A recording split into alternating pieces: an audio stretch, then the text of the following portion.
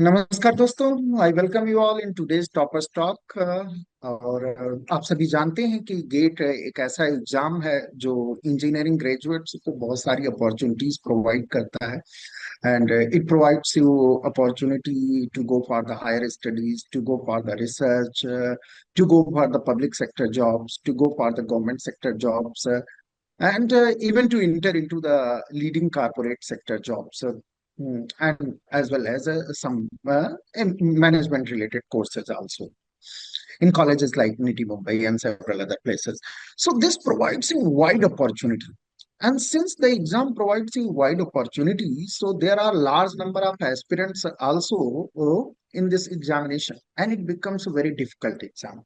To crack this examination, you need certain set of skills. सो क्या skills चाहिए इस तरह के एग्जामिनेशंस को क्रैक करने के लिए? वही जानने के लिए आज हमारे साथ हैं मिस्टर फैजल अजीज। एंड इन्हीं से जानते हैं कि इन्होंने क्या अचीव किया है। So Faisal, first you introduce yourself and tell everyone what rank you have achieved in this year's examination, and then will keep on talking and discussing about your preparation strategy. Thank you, sir. I am Faisal Aziz, and I have done my BTech honors in Jaipur from Arya College of Engineering, and I have secured All India rank 66 in electrical engineering and All India rank 43 in instrumentation engineering. Very good, excellent rank, and congratulations to you and your entire family. Before we proceed for the discussion of your strategy, I would like to tell the viewers, not I would like to tell, it would be better if Faisal will tell, what was your last year's rank?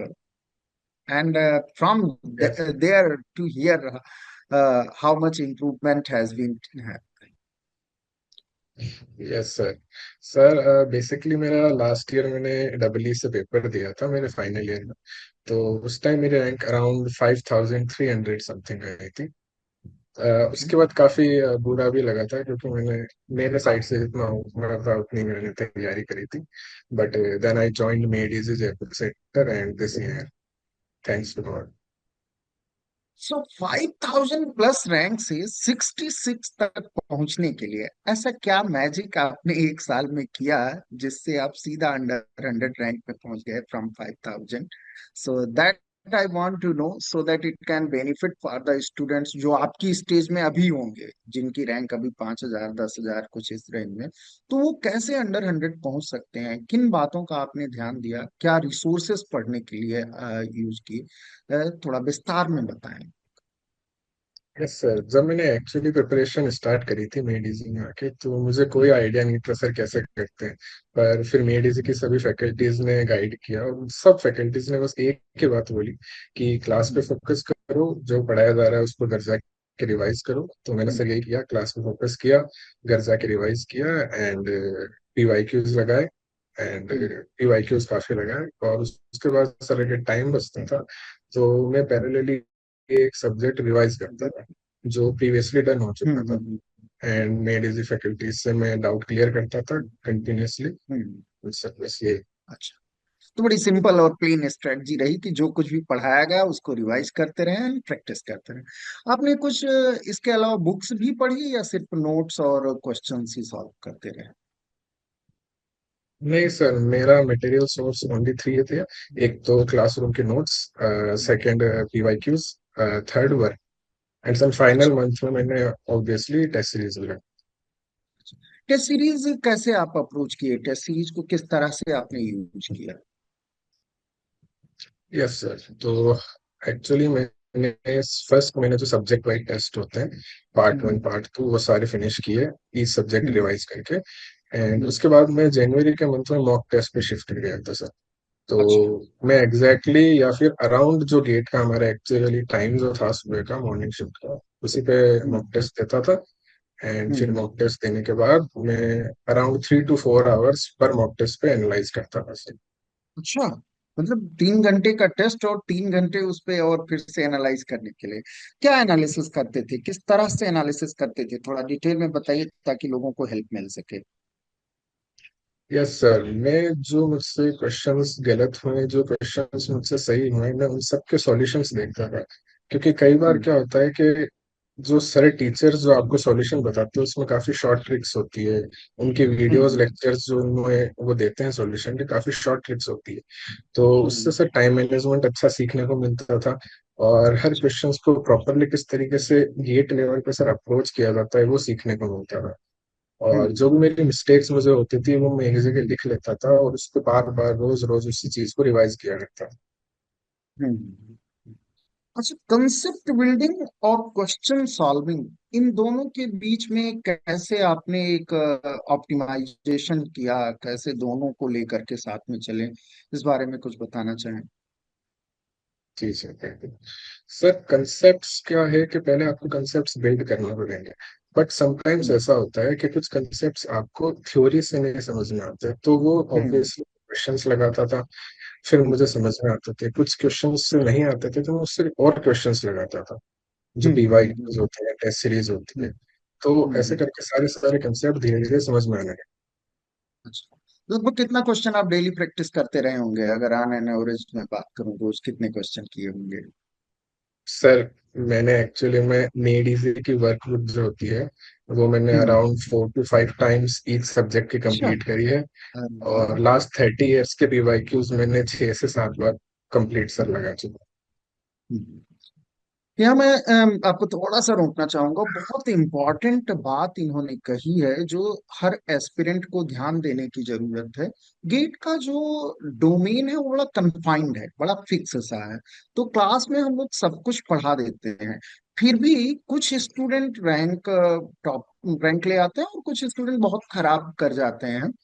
उसमें जो main difference होता है वो होता है कि आपने ये जो लिमिटेड रिसोर्सेज बना रखे हैं अपने लिए, जैसे इन्होंने बताया कि वर्कबुक है, नोट्स हैं and previous year question bank, इनको कितने अच्छे से कर रहे हैं।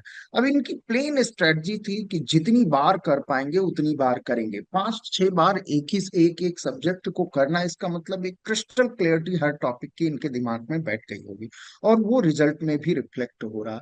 तो rather than running behind multiple resources, sufficient resources को लिमिट करिए और उसमें डेप्थ तक जाने की कोशिश करिए, मल्टीपल टाइम्स जाने की कोशिश करिए। खैर, आज मेरा बताने का दिन नहीं है, फिर भी मैं बीच में बीइंग अ टीचर कुछ ना कुछ बोल ही देता हूँ। फैजल ज्यादा बताएं तो ज्यादा उचित रहेगा। फैजल, आप क्या मैसेज देना चाहेंगे एस्पिरेंट्स को, जो पर्टिकुलरली गेट के एस्पिरेंट हैं या किसी भी कॉम्पिटेटिव एग्जामिनेशन के एस्पिरेंट हैं? उनको क्या बताना चाहेंगे अपने अनुभव से कि उन्हें प्रिपरेशन में किन बातों का ध्यान देना चाहिए, क्या करना चाहिए, क्या नहीं करना चाहिए, कैसे करना चाहिए? विस्तार से बताएं, आपका प्लेटफॉर्म है। आप अच्छे से जो भी आपके मन में हो कि ये सलाह मैं लोगों को देना चाहता हूं, या आपको लगा हो आपकी तैयारी के दौरान कि कुछ गलती आपसे हो गई थी, वो लोगों को नहीं करनी चाहिए, तो आप विस्तार से बता सकते ठीक है। तो सर पहली मैं जो एडवाइस देना चाहता हूँ वो यही है कि ये जो आप प्रिपरेशन करेंगे इस जर्नी में सबसे ज्यादा आपको डिमोटिवेशन फेस करना पड़ेगा। तो पढ़ाई से भी जरूरी है कि आप खुद को संभालें। जहां जहां डिमोटिवेट होता है, रैंक अच्छी नहीं आती है टेस्ट सीरीज में, तो कोई बात नहीं, उसको 1 घंटा 2 घंटा आप उसको अंदर लिए, उसको लेट इन करिए। पर फिर से आप उठिए और वापस से अपनी पढ़ाई पे, अपनी जो मेहनत है उस पर लगे रहिए। हैं। पूरे 1 साल में सर ये सबसे फर्स्ट मेरी एडवाइस होगी। सेकंड है सर वही जो आपने बताया कि लिमिटेड रिसोर्सेज रखिए, इधर उधर मत जाइए। जो चीज आपके पास है, मोस्ट इम्पोर्टेंटली जो पीवाई क्यूज है उन्हें हो सके उतनी बार लगाइए, ताकि जो मेन जो पेपर सर आता है वो पीवाई क्यू पैटर्न पे ही आता है। हम्म, और सर जो मैं थर्ड एडवाइस दूंगा वो है कि एक गेम चेंजर जो होता है टेस्ट सीरीज, उसको प्रॉपरली एनालाइज करिए। अगर सुबह से शाम लग रहा है तो भी लगाइए, पर टेस्ट सीरीज को अच्छे से दीजिए, सिली मिस्टेक्स है वो नोट डाउन करिए। और जैसा कि सर मैं एक टेक्निक अपनाता था, मैं जब भी कोई टेस्ट सीरीज या कोई भी मॉक टेस्ट लगाता था तो मैं ये बिल्कुल नहीं सोचता था कि मुझे ये करना है, मैं सिर्फ एक ही चीज हम्म, सोचता था कि मैंने पिछले टाइम जो मिस्टेक्स करी है वो नहीं दोहरानी है। तो सर ऐसे ही हाँ, करता करता इम्प्रूवमेंट आता है। बिल्कुल बिल्कुल बिल्कुल।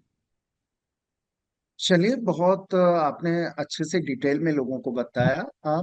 Before we conclude this discussion with you, मैं कुछ आपकी आगे की जर्नी के बारे में भी जानना चाहूंगा कि अब आपका आगे क्या प्लान है, क्या करना चाहते हैं, क्योंकि बहुत अच्छी रैंक आ गई है इस एग्जामिनेशन से, तो जो भी आपने एक्सपेक्ट किया लगभग वो सब कुछ मिल गया है। तो अब इस रैंक को कैसे यूज करेंगे, आगे का क्या प्लान है?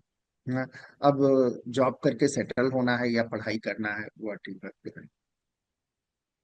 जी सर। सर मेरा एक्चुअल में मेन प्लान तो सर पीएसयूज का है।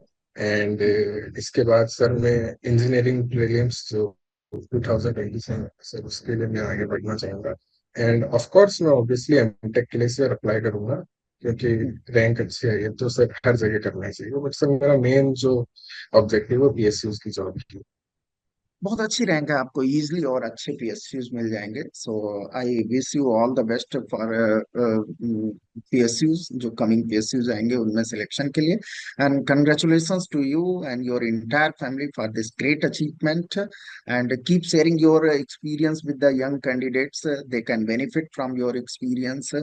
और आप इंस्पिरेशन है लोगों के लिए कि एक साल में भी कितना चेंज लाया जा सकता है। लास्ट ईयर 5000 प्लस रैंक, और इस साल अंडर 100 रैंक, ये अपने आप में एक बड़ा अचीवमेंट है। तो अगर स्टूडेंट डिसिप्लिन हो, राइट गाइडेंस में हो, जो चीजें करनी चाहिए सिर्फ वही करें rather than randomly doing anything, क्योंकि रैंडम अगर कुछ भी करेंगे तो रिजल्ट मिलना मुश्किल होता है। सो आप फोकस्ड होकर के प्रिपेयर करें तो you can also achieve like Faizal. Thank you Faizal for joining us. If you want to say anything you can say, otherwise we can conclude it. Thank you, sir. Thank you. And I would especially like to say thank you to all the Made Easy faculties, to you and the Made Easy platform, because all the faculties were so sweet and they helped me in every corner of my life. So thank you. And thank you, everyone.